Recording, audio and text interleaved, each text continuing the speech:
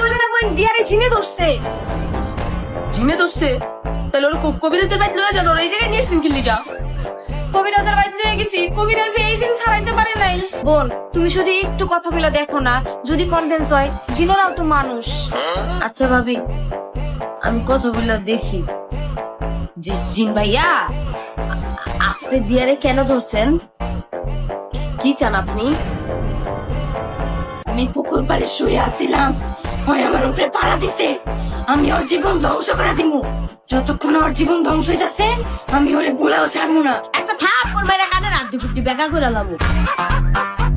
হ্যাঁ হইয়া ছিল, হ্যাঁ বলে পাড়া দিছে। তুই দৃশ্য মানে হইয়া থাকতে পারলি না? ফালতু জিন জানি কোনকার। প্রায় সময় দেখি জিনের ধরলে এই কথা কয়, আমার গায়ে পাড়া দিছে, আমার মাথায় পাড়া দিছে। তোরা জানি হ্যাঁ হইয়া থাকস কি লিগে? তোকে কি খাট নাই? তোকে এত পাওয়ার, তোরা স্বর্ণের একটা খাট বানায় পালঙ্কের ভিতরে হাওয়ায় শুয়ে থাক।